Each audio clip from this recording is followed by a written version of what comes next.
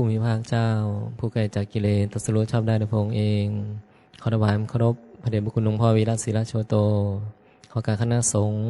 ขอเจริญพรญาติโยมทุกคนทุกท่านนะต่อไปกันในเวลานั่งสมาธิฟังธรรมะ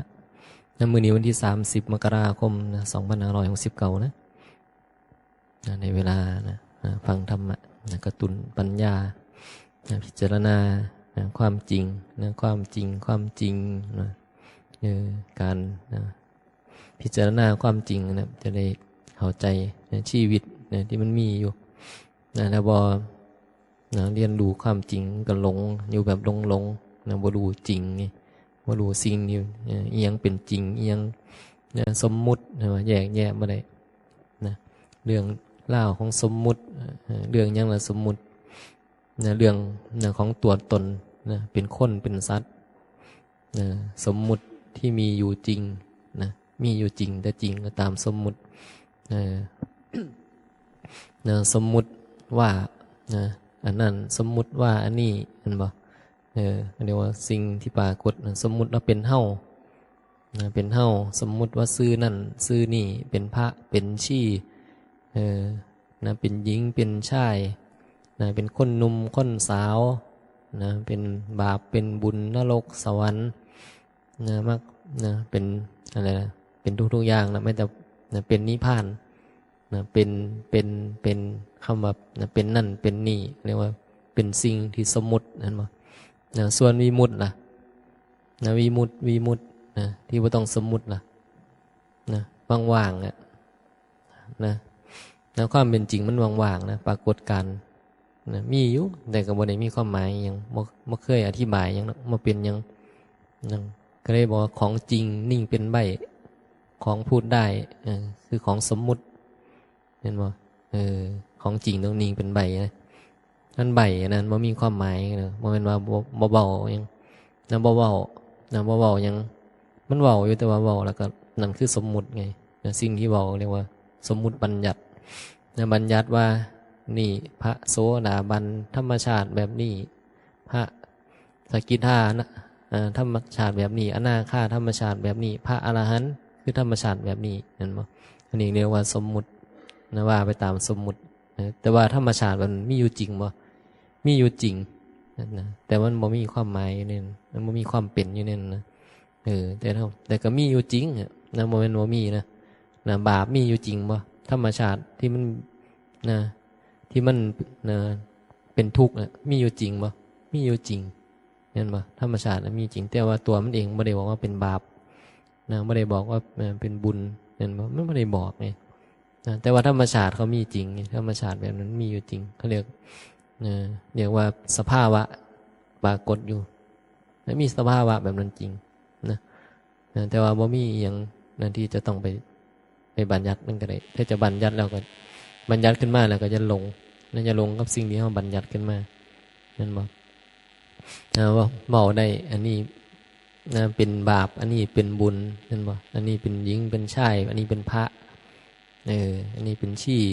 ก็ว่ากันไปบริหารจัดการกันไปพูดมาเพื่อสื่อสารกันไปอันนั้นเว้นเด้ออันนี้เฮ็ดเด้อก็ว่ากันบอกกันได้คุยกันได้เนี่ยการศึกษาเนี่ยแยกในระหว่างเรื่องของสมมุติก็เรื่องของวิมุตติเรื่องที่บ่ควรยึดมั่นถือมั่นมันก็จะบอกให้เข้าใจว่าสิ่งทุกสิ่งบ่ควรยึดมั่นถือมั่นแค่เฮาสมมุติกันขึ้นมาซื่อแม้แต่ตัวเฮาเองเนี่ยมันบ่มีอยู่จริงนะแต่ก็มีอยู่จริงมีอยู่จริงบ่รูปนามขันธ์หามีจริงบ่ก็ปรากฏอยู่นี่มีอยู่นี่มีอยู่จริงนะแต่ก็มันก็บ่ได้เป็นหยังมันปรากฏขึ้นมาเป็นสิ่งปรากฏที่บ่เคยบอกหรอกบ่เคยบอกว่าฉันเป็นนั่นฉันเป็นนี่ตัวมันเองมันบ่อธิบายแล้วมันเกิดมาตามเหตุตามปัจจัยแล้วมันก็แตกดับไปตามเหตุตามปัจจัยเกิดดับหายไปเกิดขึ้นตั้งอยู่หายไปนะดับไปเกิดขึ้นมาก็มาตั้งอยู่แล้วก็ดับไปผ่านไปเรื่อยนับเวลาบ่ได้นับบ่ถ้วน นะก็เกิดขึ้นมาก็ตั้งอยู่แล้วก็ดับไปเกิดขึ้นมาตั้งอยู่ก็ดับไปนี่คือธรรมชาตินะของนะสัจธรรมในความจริงมันเป็นแบบนี้นะมีแต่สิ่งเกิดขึ้นตั้งอยู่ดับไปนะว่ามีอย่างอยู่ในปรากฏการณ์ที่มันปรากฏเกิดดับเกิดดับนะคันเท่าบ่ไปสมมุตินะคันเท่าไปสมมุติมันก็มีขึ้นมามีเรื่องเล่าขึ้นมาเรื่องนั้นเรื่องนี้นะสมมุติใดอยู่แต่ว่าห้ามลงไงนะคำว่าสมมุติจะคุยกันได้ยังไงนะก็ยังว่าสมมุติว่าเข้ามาบวชเข้ามาปฏิบัติธรรมนี่มันสมมุติได้นี่นะปฏิบัติธรรมนี่คือการนะพูดไปตามโลกสมมุตินะบัญญัติขึ้นมาจริงๆแล้วมันปฏิบัติอย่างมันปฏิบัติอย่างบ่ได้เพราะมันบ่มีอย่างแล้วมันบ่มีเฮานะปรากฏการณ์เกิดดับบ่ได้เป็นเฮามันบ่ได้มีความเป็นอยู่ในรูปนามขันธ์ห้าแล้วมันก็เลยปฏิบัติอย่างบ่ได้ขั้นเชื่อว่าเฮาปฏิบัติธรรมก็แสดงว่าเฮายังยึดติดกับสมมุติอยู่เฮาจะปฏิบัติเฮาอยากพ้นทุกข์เฮาอยากพ้นทุกข์นะเฮาอยากนิพพานเฮาบ่อยากมาเวียนว่ายตายเกิดก็เลยยังติดความยึดมั่นถือมั่นที่มันเป็นเฮาอยู่นี่นะก็เลยบ่ยอมปล่อยยอมวางนะบ่ยอมละความเป็นเฮานะการปฏิบัติจริงๆแล้วต้องนะเห็นความจริงแล้วก็จะไปยึดมั่นถือมั่นนะในสิ่งปรากฏว่าเป็นนะบ่แม่นเฮาบ่มีเฮาอยู่นี่นะในรูปในนามในขันธ์ทั้ง5นี่นะมันก็จะง่ายๆปฏิบัติธรรมก็คือแค่รู้สิ่งที่มันปรากฏนะรู้สิ่งที่มันปรากฏอยู่นี่นะรู้ว่ามันบ่ได้เป็นหยังมันเป็นอนัตตาแล้วมันก็บ่เที่ยงเกิดดับนะก็มีทุกข์โดยธรรมชาติของเขานะสิ่งอย่างที่เป็นสังขารปรากฏเกิดดับมันเป็นทุกข์นี่นะรูปนามขันธ์ห้าปรากฏเกิดดับมันมีความทุกข์เพราะความบ่เที่ยงนะไปบังคับอีหยังบ่ได้ในเรื่องอนิจจังทุกขังอนัตตาเนี่ยมันจะต้องเข้าใจเนี่ยการศึกษาก็จะเฮ็ดให้เขาเข้าใจแล้วเขาก็จะพยายามบ่ยึดนั่นบ่นี่คือตัวปฏิบัติคือกันบ่ปฏิบัติหยังบ่สร้างตัวตนความเป็นเฮาขึ้นมาบ่สร้างความเป็นเฮาขึ้นมาแล้วก็มาปฏิบัติปฏิบัติแบบนั้นปฏิบัติแบบนี้ต้องจังสั่นนะต้องจังซี่นะถ้าว่าแบบนี้บ่ได้ปฏิบัติ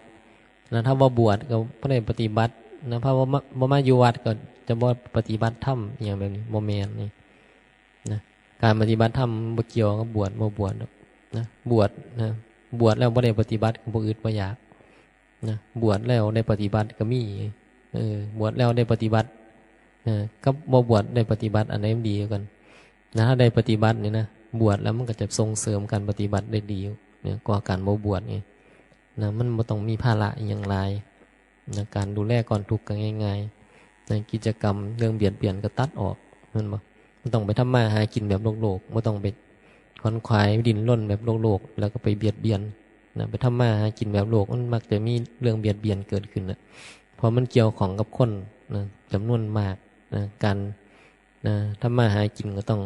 ภาระหน้าที่มันก็จะไปเกี่ยวของกับคนที่แบบนะกำลังแสวงหาเหยื่อเหมือนกันนี่นะหาปัจจัยเครื่องอาศัยบางที่มันก็นะมันกระทบกันไปกระทบกันมานะบางที่บางคนนะบ่มีการศึกษาแล้วก็บ่ได้ศึกษานะแต่คนใดกันขั้นเข้าใจถ้ามาปฏิบัติอยู่ก็บ่เกี่ยวกันอีกแล้วนะผู้ใดเข้าใจแล้วบางที่คนอยู่ข้างนอกนะเขาปฏิบัติดีกว่าพระอยู่ในวัดนะมองบ่เห็นดอกนะมองภายนอกบ่รู้หรอกนะมองเรื่องการเป็นการอยู่นะทั่วๆไปนะโดยรูปแบบมองโดยตานี่บ่รู้นะแล้วเราไปเห็นพระเพิ่นสร้างนั่นสร้างนี่บางทีเขาว่าพระเพิ่นบ่ปฏิบัติบางทีก็บ่แม่นดอกบางทีพระบางรูปเพิ่นสร้างมันเฮ็ดน่ะเพิ่นปฏิบัติไปนำเพิ่นละอุปทานขันธ์นำก็จังหลวงปู่จวนนั่นบ่เพิ่นสร้างผู้ถอกอีหยังจังซี่อย่างหลวงปู่หลวงตาครูบาอาจารย์บางรูปบางองค์นี่นะถือค้อนตอกซิวเนี่ยนะนั่นเดี๋ยวก็นะมีอันนั้นเฮ็ดแล้วมีอันนี้เฮ็ดนั่นแหละนะมีการมีงานเฮ็ดอยู่บ่เศร้าดอกนะมีเวียกหลายนะดูเรียกว่าเฮ็ดแต่เวียกนะเฮ็ดเวียกเฮ็ดงานอยู่บ่เศร้านะเดี๋ยวก็สร้างอันนั้นเดี๋ยวก็เฮ็ดอันนี้นะไปเบิ่งภายนอกนี่เหมือนคนบ่ได้ปฏิบัติธรรมนะแต่บางรูปบางองค์เพิ่นปฏิบัติธรรมเลยเนี่ยไปมองภายนอกบ่ได้โยมเหมือนกัน นะเฮาไปเห็นโยมเขาเจ้าเฮ็ดการเฮ็ดงานเฮ็ดนั่นเฮ็ดนี่นะเขาจะบอกว่าคนโยมบ่ได้ปฏิบัติธรรมเลยก็บ่แม่นเพอบางคนนะเพอบางคนนะเขาปฏิบัติธรรมอยู่โดยที่นะเขาบ่ได้บอกเขาดอกเฮาบ่รู้ดอกเมื่อเขาได้สัมมาทิฏฐิเขาเข้าใจเขาฟังคำสอนของพระพุทธเจ้าเขาเข้าใจเขาก็ปฏิบัติได้เหมือนกันเนี่ยมันมองภายนอกมันเป็นสิ่งหยาบๆครับแล้วมองเขาดูคนเนี่ยอยู่ด้วยกันเนี่ยนะเขาสังเกตว่าคนใดปฏิบัติบ่ปฏิบัติมันก็จะมันก็อยู่ที่ในการแสดงออกนะมันอยู่การแสดงออกนะเขาสามารถที่จะเรียนรู้ได้อยู่นะคันเขาเข้าใจเรื่องของธรรมะเขาจะไปเบิ่งแต่ว่าต้องบวชเท่านั้นต้องอยู่ในวัดเท่านั้นต้องสมาทานศีลเท่านั้นต้องแต่งชุดขาวเท่านั้นมันบ่แม่นแล้วบวชแล้วจะต้องบ่เฮ็ดหยังเราต้องอยู่ซื่อๆนะต้องเดินจงกรมเท่านั้นต้องนั่งสมาธิเท่านั้นห้ามไปเฮ็ดไปสร้างหยังก็บ่แม่นอีกนะบางทีเขาเพิ่นสร้างเจดีย์ใหญ่ๆเพิ่นอาจจะปฏิบัติอยู่ก็ได้เอ้าบ่ฮู้นะเพิ่นนะเพิ่นเฮ็ดนั่นเฮ็ดนี่เพิ่นไปนั่นไปนี่เฮ็ดอันนั้นอันนี้เพิ่นก็จะปฏิบัติธรรมอยู่ก็ได้แล้วมองภายนอกบ่เห็นหรอกแต่บางคนเห็นไปวัดนั่นไปวัดนี่นะไปเที่ยวไปเรื่อยนั่นคือสมัยหลวงปู่หมันนี่มันก็ไปเรื่อยนี่มันบ่ได้อยู่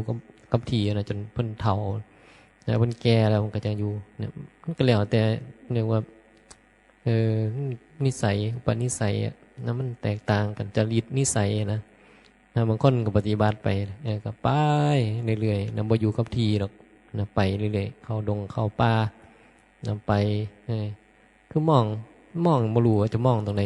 เจ้าตรงไหนมันเป็นบัญญัติเป็นบรรทัดฐานน่ะนำบ่ได้หรอกนะมันมองภายนอกบ่ได้อยู่ที่ว่าเฮาไปอยู่นะเฮาไปศึกษาเฮาไปเรียนรู้เฮาไปอยู่ไกลแล้วนะคนที่มันปฏิบัติก็คือ1นะเพิ่นบ่มีเรื่องนะเพิ่นละตัวตนเพิ่นเอากิเลสความโง่หลงออกเพิ่นบ่ยึดมั่นถือมั่นในรูปนามขันธ์ห้าเพิ่นเข้าใจเรื่องรูปนามขันธ์ห้าเพิ่นละอุปทานขันธ์เราอุปทานขันธ์เฮ็ดแล้วก็บ่ได้ยึดมั่นถือมั่นอีหยังทุกคนก็เลยเฮ็ดได้หมดไงนั่นบ่เว้นเนาะนั่นบ่เว้นนักบวชนะญาติโยมนะปฏิบัติธรรมบ่ได้เป็นเรื่องไกลตัวบ่ได้เป็นเรื่องยากบ่ต้องมาแต่งขันธ์ห้าขันธ์8อีหยังบ่ต้องบ่ต้องมาสมาทานศีลอีหยังก็ได้นะหาอยู่หากินนะทำการทำงานอยู่เฮือนอยู่ซ่านมีลูกมีผัวนะก็ปฏิบัติได้เหมือนกันนะบางที่มองว่าปฏิบัติได้ดีก็เฮาอยู่วัดอีกนะจิตบางคนนะจิตเขาบ่ได้ยึดมั่นถือมั่นนะคนที่เขาอยู่บ้านนะพระอยู่วัดยังทะเลาะกันอยู่ยังยึดมั่นถือมั่นนะยังหาเรื่องยังมีปัญหาอยู่นะวุ่นวายก็อยู่คนอยู่ในบ้านอีกนะคนอยู่ในบ้านเขายังปลงยังปล่อยนะบางคนนี่เขาเข้าใจธรรมะนะเขาปลงเขาว่างเห็นเขาเลี้ยงงัวเลี้ยงควายอย่าคิดว่าเขาบ่ได้ปฏิบัติธรรมเนี่ยบางคนนี่เขามีเฮ็ดให้เฮ็ดหน้าหาอยู่หากินเนี่ยบ่นะครับเขารู้เรื่องธรรมะเนี่ยแล้วเขาบ่ไปจัดการนี่หรอกแล้วเขาดูดูกิเลสความโง่ความยึดมั่นถือมั่นที่มีอยู่เนี่ยก็เฮ็ดไปล่ะเฮ็ดให้เฮ็ดหน้าเฮ็ดหัวเฮ็ดสวนทำงานหาเงินแล้วก็เฮ็ดไปเป็นเรื่องปกติคนเฮามันต้องทำมาหากินไงนะเจ้าบ่บวชเจ้าอยู่ทั้งโลกเจ้าสินอนนอนคากล้วยห่างถ่ายกินอยู่มันสิเฮ็ดได้อยู่มันก็เฮ็ดบ่ได้แม่นบ่ตื่นเช้ามาเจ้าก็ต้องกินต้องใส่ทานขันก็ต้องรับการบริการรับการดูแลนะก็ต้องหาปัจจัยเครื่องอาศัยก็ต้องทำงานหาเงินนะมีงานอย่างไรเฮ็ดนะเมื่อบ่มีงานบ่มีความรู้ความสามารถก็ต้องเฮ็ดให้เฮ็ดหน้าเฮ็ดหัวเฮ็ดสวนนี่นะจะไปเป็นข้าราชการก็บ่ได้เป็นแพทย์เป็นหมอเป็นครูเป็นตำรวจอีหยังก็บ่ได้นะบ่มีความรู้ความสามารถก็ต้องเฮ็ดเท่าที่เจ้าของมีความสามารถนะก็เฮ็ดนะตามที่เจ้าของเฮ็ดได้นะก็หากินไปเลี้ยงก่อนทุกข์ไว้นะดูแลก่อนทุกข์ไว้อันนี้เป็นเรื่องปกติไงไม่มีผู้ใดจะว่าหากินนั่นบ่นะแม้แต่ว่าบวชอยู่วัดก็ยังต้องมาตื่นเช้ามาก็ยังต้องไปบิณฑบาตมากินนะต้องมามีอาหารมาเลี้ยงปากเลี้ยงท้องนั่นเป็นไว้บ่ได้จะบ่กินบ่ฉันนะมันก็ต้องเลี้ยงก่อนทุกข์ก่อนทุกข์มันมีอยู่นะยังบ่ตายเนี่ยนะส่วนตัวปฏิบัติบ่ได้เกี่ยวไง ถึงบอกว่าเจ้าคันเจ้าเข้าใจแล้วเจ้าบ่ต้องบวชก็ได้เจ้าอยากเจ้าบ่อยากบวชก็บ่เป็นหยังอยู่ที่ตัวเจ้าแต่ว่าท่านเจ้าอยากจะเว้นจากเรื่องเบียดเบียนคือคนน่ะเพราะจิตมันมันฝึกมาเขาแล้วมันกับอยู่ทางนอกนะมันเบียดเบียนหลายกว่าอยู่ในรูปแบบของความเป็นพระนะในการทำมาหากินนะอยู่เรียกว่าเป็นฆราวาสนะมันต้องเกี่ยวของนะกับอย่างหลายๆอย่างแล้วขั้นบ่เฮ็ดก็บ่ได้กินนะแล้วมันก็จะเป็นเรื่อง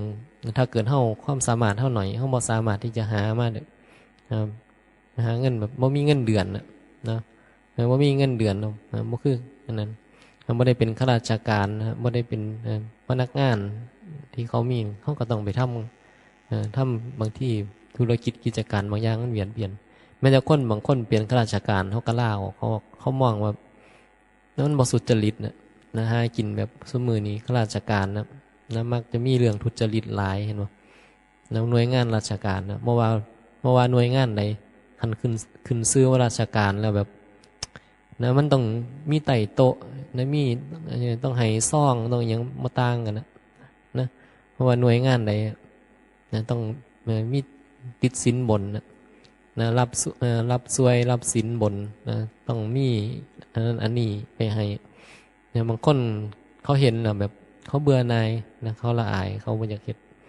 เขาก็ลาออกบางคนงานหนักเกินไปผู้ใหญ่เอาเปรียบอย่างแบบนี้บางคนเขาก็บ่ชอบ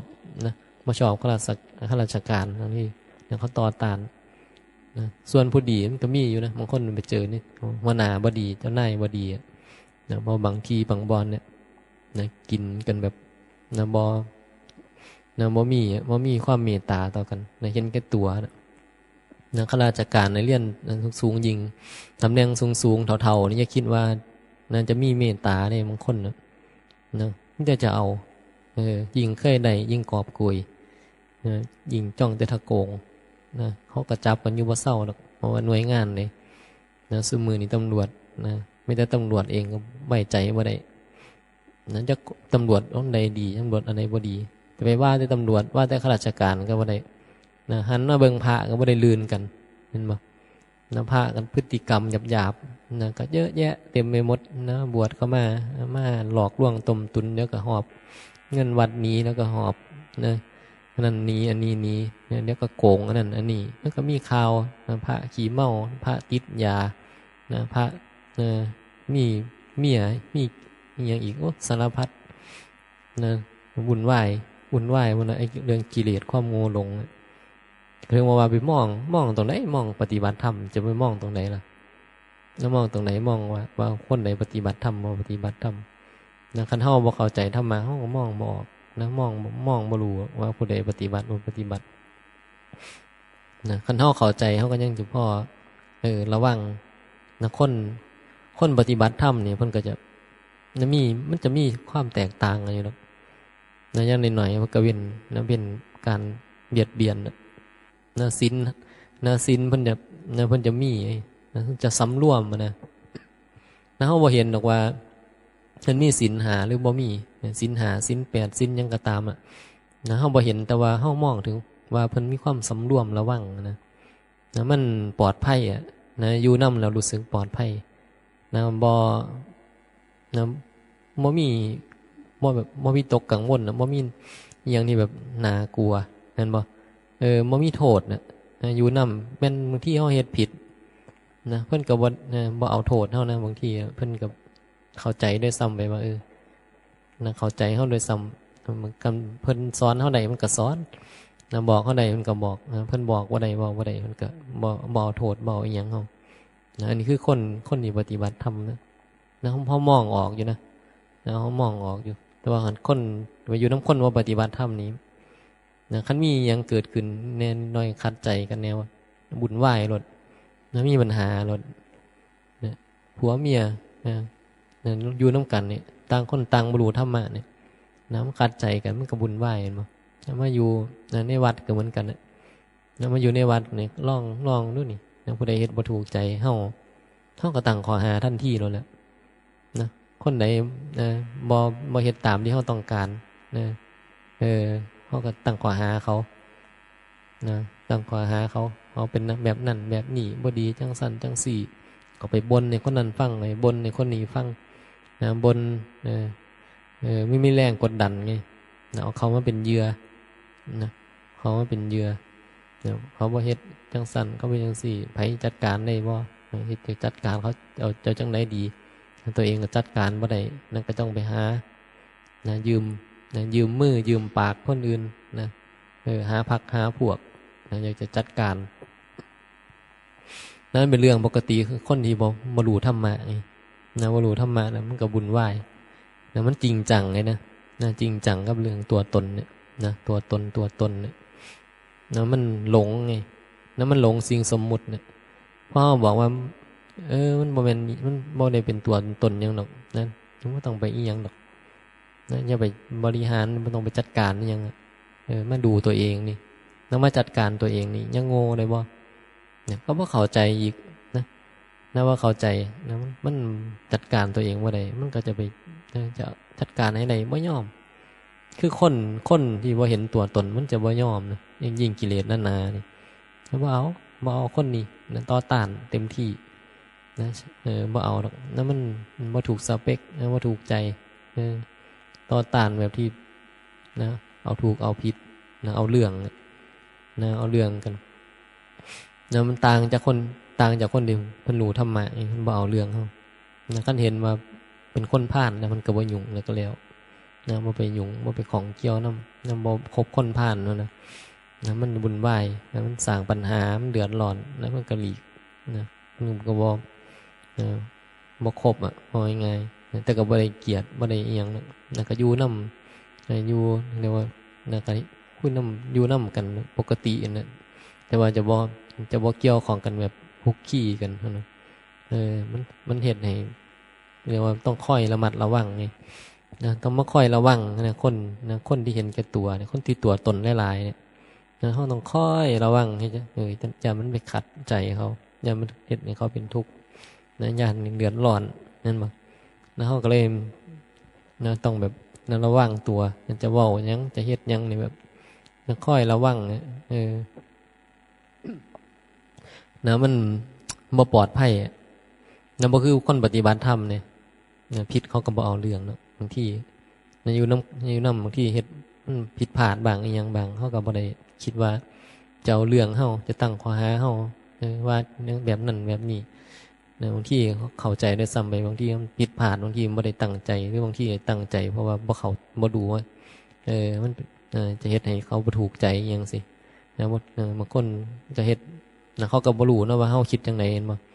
คือจังเฮานี่ล่ะก็บ่รู้ว่าเขาคิดจังไดบางอย่างเฮาก็เฮ็ดไปมันก็บ่ถูกใจเขาก็มีนะแต่คันต่างคนต่างปฏิบัติธรรมมันก็บ่ได้มีปัญหานี่นะมันก็จบง่ายๆนะแต่แค่มันบ่ถูกใจไงบางทีเฮาก็เฮ็ดบ่ถูกใจเขาบางทีเขาก็เฮ็ดบ่ถูกใจเฮาบ้างนะเป็นบางเรื่องนะแต่ถ้าเรื่องนั้นมันบ่ได้เป็นเรื่องที่หนักบ่ได้เป็นเรื่องข้อขาดบาดตายบ่ได้เป็นเรื่องยิ่งใหญ่หยังบ่ได้เป็นเรื่องเฮ็ดให้หยังถึงมันจะเป็นเรื่องใหญ่นะแต่มันไม่มีเจตนาบ่ได้คิดว่าจะเฮ็ดให้มันเกิดการเบียดเบียนนี่นะบางทีนะมันอาจจะเป็นเรื่องใหญ่แต่ก็บ่ได้คิดจะเบียดเบียนกันนี่แล้วมันคือความผิดพลาดไงบางครั้งนะก็บ่เอาโทษกันนะบ่มีดอกสิไปตั้งข้อหาเอาโทษนะอาฆาตพยาบาทนะเอาลายเอานะเรื่องพวกนี้มันก็จะบ่เกิดนี่คือเฮาศึกษาธรรมะเฮาบ่อยากเป็นตัวเป็นตนไงนะบ่อยากให้มันเป็นตัวตนนะอยากจะละความเป็นตัวตนอยากจะเอาความโง่อยากจะเอากิเลสออกนะเรื่องนี้เขาต้องมีนะเขาต้องเรียนรู้นะแต่บ่ซั่นนะสิอยู่แบบทุกๆบางทีผิดเล็กผิดน้อยเขาก็บ่ยอมนะเอาโทษผิดบ่ได้ห้ามผิดนะต้องให้มันถูกต้องถูกอย่างเดียวนะห้ามผิดผิดแล้วผิดใจเฮาเฮาบ่ยอมเฮาบอกว่าแบบนี้ถูกก็ต้องเป็นแบบนี้เห็นบ่ถ้ามีไผมาเฮ็ดนะบ่เป็นไปตามแบบที่ว่าไว้ที่คิดไว้นะเฮาก็เดือดร้อนมีแรงกดดันเอาก็ไป ลงที่เขานะถ้าคนนั้นนะเขาอ่อนแอก็เฮานะหรือเขาเป็นคนที่นะอยู่ใต้มาบังคับของเฮาแล้วเราก็จะแสดงออกในเรื่องที่แบบไปข่มเหงกดดันนะไปบังคับนะนี่มันคือเรื่องของกิเลสนี่นะโดยที่บ่ฮู้ดอกเหตุผลมันคือหยังที่บ่ฟังเหตุฟังผลหยังนะมีแต่นะเอาตามใจนะบ่พอใจหยังก็แสดงออกแบบนั้นนะแสดงออกไปตามความรู้สึกแสดงออกไปตามอารมณ์นะบ่มีการควบคุมบ่มีการวิจารณานะเพราะว่าขาดการศึกษานะก็เลยบ่ไต่ตองอหยังนะบ่คิดหยังว่าอยากแสดงออกจังไดก็แสดงออกไปนะแรงกดดันนี่ยังมีอยู่มันก็แสดงออกมานะเรื่องตัวตนนี่มันก็ยากอยู่นะดีเฮาจะนั่นละมันให้จังไดอ่ะนะก็มีวิธีเดียวก็ต้องมาฝึกไงนะมาฝึกอาศัยรูปแบบอย่างต่างๆนะมันมีตัวตนอยู่แล้วนั่นละตัวตนยังบ่ไหนเห็นบ่ตอนนี้ก็รู้อยู่มันบ่แม่นตัวตนนะถามว่าหมดหรือยังล่ะตัวตนยังบ่หมดนะหูอยู่ว่ามีกิเลสนะหมดหรือยังกิเลสยังบ่หมดนะยังมีกิเลสที่เก่าน่ะแต่ก็หูอยู่นะว่าเท่ามีกิเลสอยู่ยังหนาเลยนะมันเป็นยังหน่อยเขานะกิเลสยังหนานะยังหนาแต่ก็พยายามอยู่ไงพยายามที่จะละกิเลสอยู่ไงพยายามที่จะศึกษามันอยู่นี่เฮานี่เนาะกิเลสมันหนาก็พยายามพยายามที่จะควบคุมพยายามที่จะจัดการกิเลสนะพยายามที่จะละกิเลสนะไม่อยากให้มันมีเรื่อง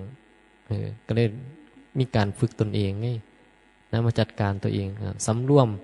สำรวมไว้เบาๆยังบ่พอเบาก็บ่เบาบ่จำเป็นก็บ่เบานะบ่เบานะสำรวมนะว่าจาไว้นะมันจะเรื่องดีว่าดีบางทีเรื่องบ่ดีบางทีก็บ่เบานะเรื่องดีบางทียังบ่เบาเลยนะบ่เบาพอถึงเวลาเบาก็จังเบาบางทีบ่มีเหตุบ่มีปัจจัยให้เบาก็บ่เบาเห็นบ่เรื่องก็บ่เบาเรียกว่าสำรวมไงนะเบาหลายนะก็เรื่องหลายนั่นก็มีเรื่องหลายแล้วบ่จำเป็นก็เลยได้เบาหลายเบาเท่านี้เบาคุยเท่าที่คุย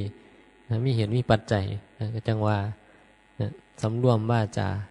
นะสำรวมกายไว้นะระมัดระวังไว้นะสำรวมใจของเฮาเราฝึกสำรวมกายว่าจาใจแล้วฝึกไว้อยู่เรื่อยๆเนี่ยมันเป็นตัวปฏิบัติจริงๆนะมันเห็นให้สติเฮาเพิ่มมากขึ้นยิ่งเฮาระมัดระวังเฮาสำรวมอยู่บ่เศร้าเนี่ยมันก็เพิ่มสติเพิ่มปัญญาเฮานะมันบ่มีโทษนะคันสำรวมได้มันบ่มีโทษมีแต่ประโยชน์แต่ปัญหาคือมันเฮ็ดบ่ค่อยได้นะเฮ็ดอีหยังจับอีหยังบายอีหยังคุยอีหยังเนี่ยมันเพิ่นเป็นตัวตนไปตลอดนะสังเกตว่านะคันเฮานะคุยกันเป็นหมู่เป็นพวกเป็นกลุ่มเป็นก้อนเนี่ยแล้วมันเป็นเรื่องตัวตนนะตัวตนแล้วมันก็จริงจัง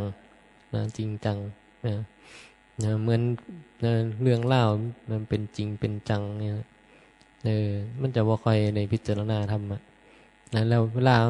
ฮาเฮ็ดหยังคือกันนะก็เฮ็ดแบบเป็นตัวเป็นตนเอาจริงเอาจัง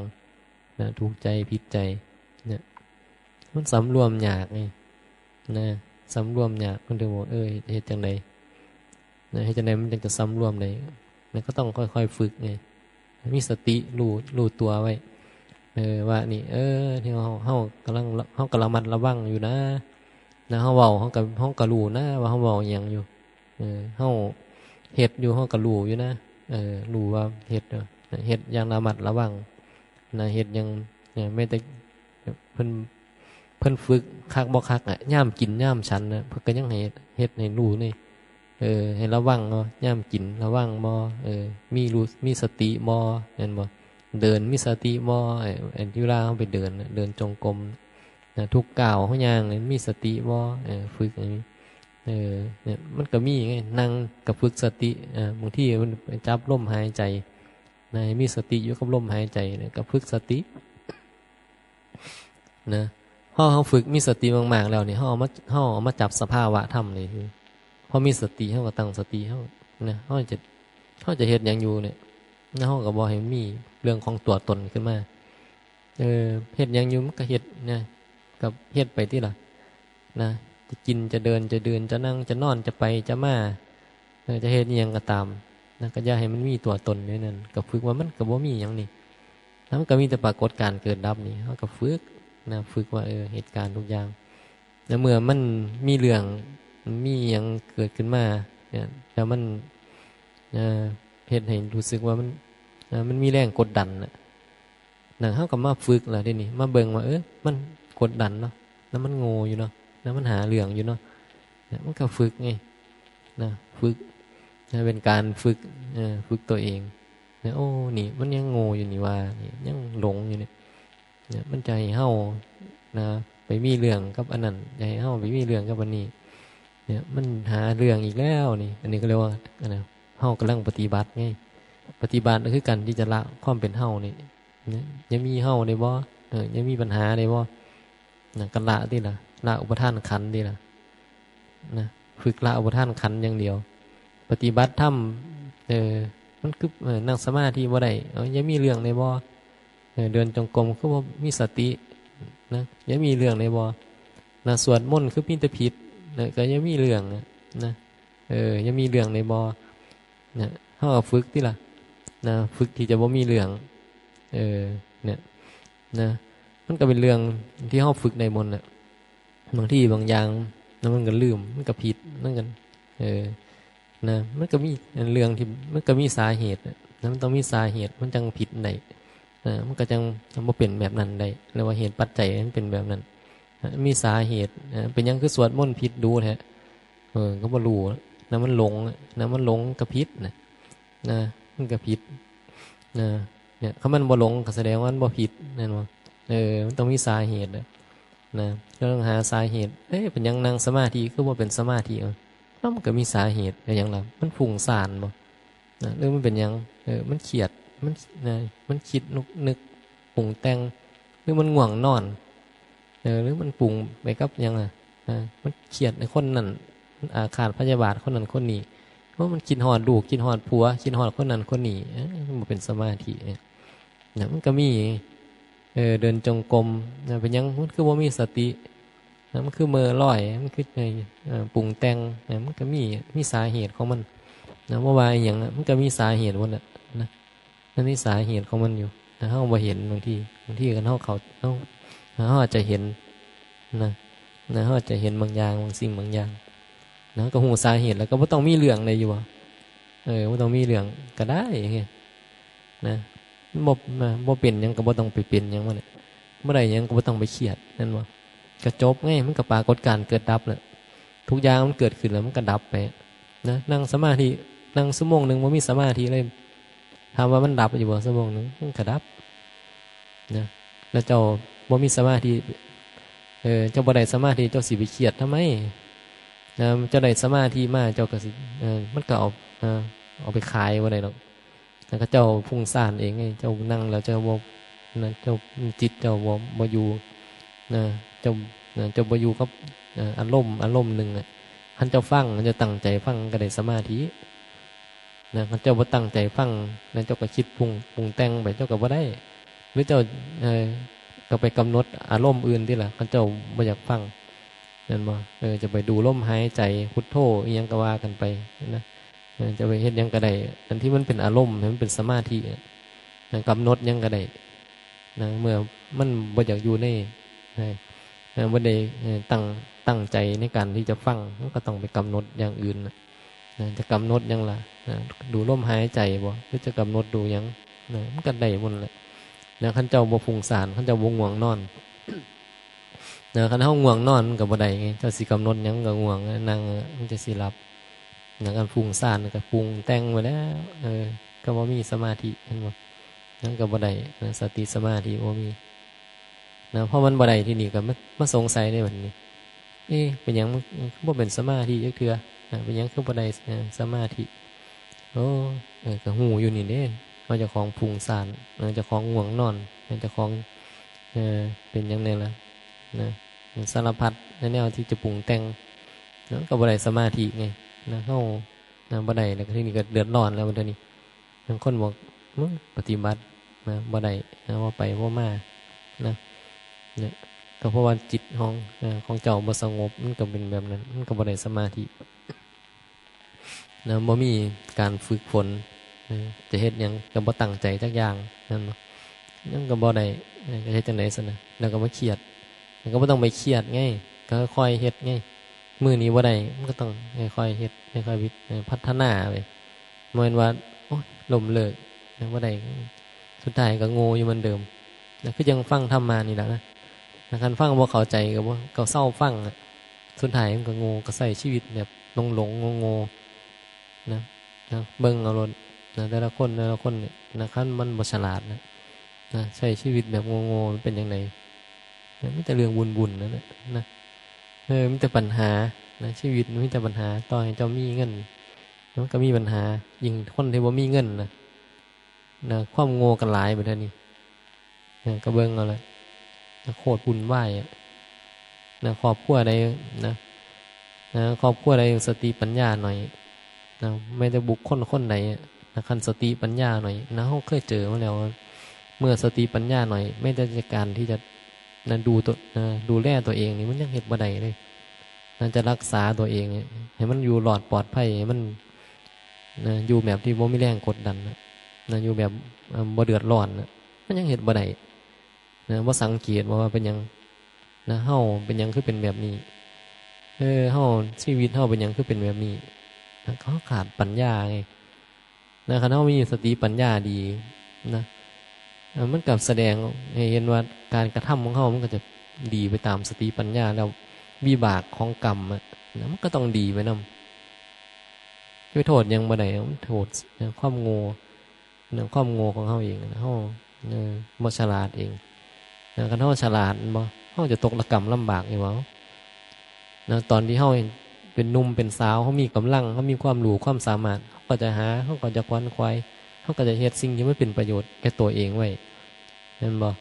หาเงินหาทองก็สิบริหารจัดการมันถูกอันนี้ใส่แบบใดแบบใดจะจัดการแบบใดได้เก็บอันใดฝากอันใดไว้นั่นนี่มันเกิดจากปัญญาของคนที่มีปัญญานะอันนี้เฮาบ่มีปัญญาไงในช่วงที่ในวัยที่เฮาควรที่จะเก็บควรที่จะหาเฮาก็กินก็เที่ยวก็เลาะก็เล่นสนุกสนานเพลิดเพลินเฮ็ดตัวเป็นเด็กน้อยบางทีเฒ่าแล้วก็เป็นเฒ่าท่ารกเองสินะเป็นในแบบนี้สุดท้ายตัวเองก็ลำบากตัวเองก็ลำบากเพราะหยังโทษคนนั้นแล้วก็โทษคนนี้โทษลูกบ้างลูกมาดูแลโทษญาติพี่น้องบ้างญาติพี่น้องบ่ใส่ใจบ่สนใจโทษพ่อโทษแม่พ่อแม่เกิดผ้าทุกข์ผ้ายากบ่โทษตัวเองนะบ่เคยโทษตัวเองหรอกเบิ่งเจ้าของยังโง่เลยโคตรโง่แต่บ่เคยโทษตัวเองหรอกโทษแต่คนอื่นมันเป็นน้ำข้นนั่นแหละไม่เฮ็ดอันนั้นอันนี้ไปโยนความผิดให้คนอื่นเบิดเฮาบ่ฉลาดบางทีเฮาโลภเฮาโลภมากเองบางทีเฮาเพลิดเพลินเองบางทีเฮาบ่รู้จักที่จะบริหารจัดการตัวเองเฮาความฉลาดเฮาบ่มีอยู่แบบหลงๆอยู่แบบโง่ๆใช้ชีวิตอยู่แบบโง่ๆสุดท้ายมันก็ลำบากบั้นปลายมากชีวิตมากมันก็ลำบากมันโทษให้บ่ได้อย่าไปว่าให้คนอื่นเวลาเขาว่าให้เฮาโง่เขาก็เครียดอีกเฮาก็ไม่เครียดว่าโอ้คนนั้นว่าคนนี้ว่าพี่น้องเขาบ่สนใจก็เพราะว่าเขาโง่จริงไงเขาบ่สามารถที่จะดูแลไม่ได้ตัวเองได้แล้วเขาซอยเหลือเฮาสุดท้ายเขาก็ซอยเหลือตัวเองบ่ได้เขาต้องซอยเหลือเฮาอยู่ตลอดไปเขาจะมาซอยเหลือเฮาอยู่ตลอดเขาบ่รับผิดชอบตัวเองเนี่ยคือเขาขาดความรับผิดชอบคนส่วนมากเลยบ่เห็นพอว่าตัวเองโง่แต่ใจคนอื่นซอยอยู่ตลอดญาติพี่น้องคือบ่ซอยลูกคือบ่ซอยเฒ่ามาแล้วลูกท่วงบุญท่วงคุณแล้วนี่แหละคือเฮาโง่ไงคนโง่เนี่ยก็จะท่วงบุญคุณอยู่ตลอดโทษคนอื่นอยู่ตลอดบ่เป็นก็เรียกว่าบ่เป็นที่พึ่งของผู้ใดแม้จะพึ่งตัวเองก็ยังพึ่งบ่ได้จะให้ผู้ใดพึ่งพาอาศัยเอาถามดูลองถามตัวเองมึงดูเฮานี่เฮาเป็นที่พึ่งผู้ใดได้แน่บ่ได้ แล้วเฮาพึ่งตัวเองได้บ่ได้อีกแล้วต้องอาศัยคนอื่นแล้วก็โทษคนนั้นแล้วก็โทษคนนี้นะลูกก็บ่มาดูแลญาติพี่น้องก็บ่มาสนใจญาติก็เบื่อหน่ายละอายเฮาอ้าวมันเป็นที่เอียงล่ะตอบได้คำเดียวคือมันโง่ไงหนาโง่ไงมันก็เลยเป็นจังซั่นน่ะนะคันเฮารู้สึกตัวเฮาโง่แต่ตอนนั้นน่ะนะเฮาก็สิเฮ็ดดีกว่านี้ไงแต่ปัญหาตอนนั้นมันบ่รู้ไงมันมาพึ่งบางคนเพิ่งจะมารู้ว่าเจ้าของโง่ไงโอ้กูนี่นะเพิ่งสำนึกได้ว่าเจ้าของโง่แต่บางคนจนตายก็บ่สำนึกนะบางคนน่ะมันก็โง่จนตายบางทีนะเฒ่าตายค่าความโง่นะเพราะหยังเพราะบ่เคยศึกษาบ่เคยเรียนรู้บ่เคยพัฒนาจิตวิญญาณเจ้าของนะนั้นบ่อยากฝึกตนเองบ่อยากฝึกจิตวิญญาณนะอยู่ให้มันแบบโง่ๆแบบนั้นล่ะฝึกก็ฝึกบ่ได้บางคนแบบนี้โดยธรรมชาติกิเลสมันหนากิเลสมันหนาแล้วมันก็แล้วมันจะให้มาฝึกเอากิเลสแล้วความโง่มันก็เฮ็ดบ่ได้คือมองว่ามันยากอยู่เด้อเจ้าจะเฮ็ดให้ตัวเองฉลาดขึ้นเจ้าต้องใส่ความเพียรพยายามทำใดอยู่หัวนะมันบ่แม่นว่าเฮ็ดง่ายๆต้องใส่ความเพียรพยายาม